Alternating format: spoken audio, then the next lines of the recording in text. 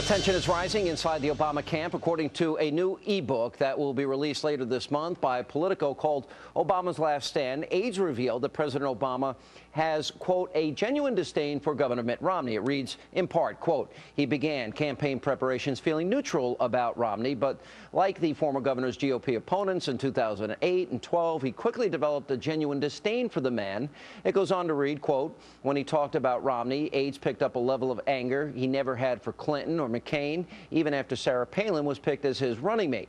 Ouch. Sounds to me like President Obama isn't just mad, maybe he's a little scared. Maybe he should be, because according to a new poll put out by Rasmussen Reports, only 32% of those surveyed actually think that Bill Clinton and President Obama share similar views on how to fix the failing economy. Not exactly what Team Obama was hoping for. After all, the president is calling on Clinton to rally his base at the DNC convention in a few weeks. Here with analysis, former Clinton advisor, author of the best-selling book Screwed, Dick Morris. It is pretty interesting. He is, you know, the era of big government is over, the end of welfare. That's not Obama. Right. Well, Obama's reversing welfare reform, Clinton's signature achievement. Sean, I had an opportunity on Friday to go through all of the polling at a very major group that I can't identify, but it's polling that as a professional I accept. It was 650 interviews in each of 13 swing states conducted in the last 7 days. And the methodology, the firm, and everything is stuff that if I were running a campaign, it would be something that I would take as gospel. And I wanted to share it with your viewers because it's totally different than what the media is saying it is. Interesting. Romney is now leading in all states McCain carried.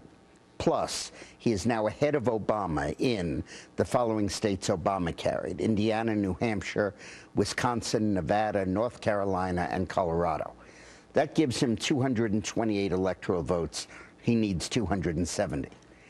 He then has to carry Florida, where he is now only 2 behind, plus either Virginia or Ohio. He's 2 behind in Virginia and 1 behind in Ohio. Carry 2 of those 3 states, and he ends up with being the president. And then there are 6 other states where Obama is under 50. When an incumbent's under 50, good chance he loses them. Iowa, New Mexico, Michigan, Minnesota, Pennsylvania, and New Jersey. And interestingly, of the 13 swing states that were tracked, Romney gained in 9 of them since July 1st and slipped in 4 of them since July 1st. So this whole media stuff that's out there about how Romney's slipping, Obama's surging. One idiot from Newsweek actually said that he thought there would be an Obama landslide coming up, is just disinformation. It is not true. If you want the details on this, go to dickmorris.com. I have it all in a column and a video there. You really think Wisconsin, like for example, look, I think the events that will look back, that shape this election, haven't even happened yet. Who does he pick for VP? We've got conventions and we've got debates. And I think debates probably more than any other year, if the primary was any indication, will have a big impact on this election. See, I have a different take on it, Sean. I think that everything that's already going to shape this election has already happened, and it's the economy and it's Obamacare. And I believe this election is sitting now, most people think, in stasis. I think it's sitting as a big Romney win. I think that if the election were held today, Romney would probably get 350 electoral votes. Wow, you're really, look, you went out on a limb in 2010. Yeah, and I was with you. I am not as confident as you are Sean, today. I'm the only guy talking about these polls in public, except for Rove, who's ever made his living doing it.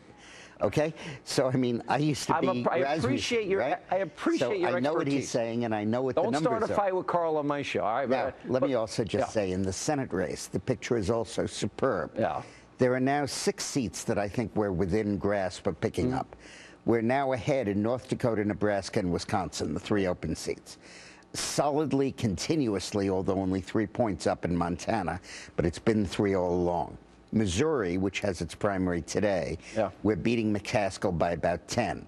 By the way, I want to urge voters to support Sarah Steelman, because I think she has by far the best chance of defeating McCaskill. It takes a woman to beat a woman very often. And Florida, where the race is now 42 Nelson. Connie Mack. 40 Connie Mack, but Nelson's at 42. It's going to be overwhelmingly for Mack. So that's 6 seats. That gives us 53. In Virginia, it's tied. George Allen. And in Michigan, Ohio, and New Mexico, it's very close. And where there's an incumbent, he's under 50. Yeah. And there is an outside shot, because the incumbent's under 50, in both Pennsylvania and New Jersey. On the negative side of the ledger, we lose Maine because Snow's retiring and King will vote as a Democrat. I don't know about Scott Brown yet. That's hard to read. He'll win.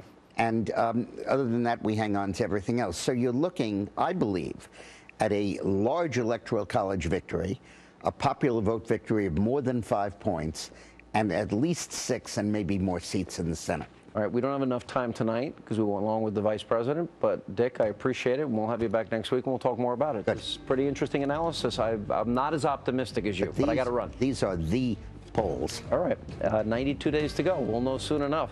And coming up, the Romney campaign is hitting President Obama over a lawsuit to limit the number of days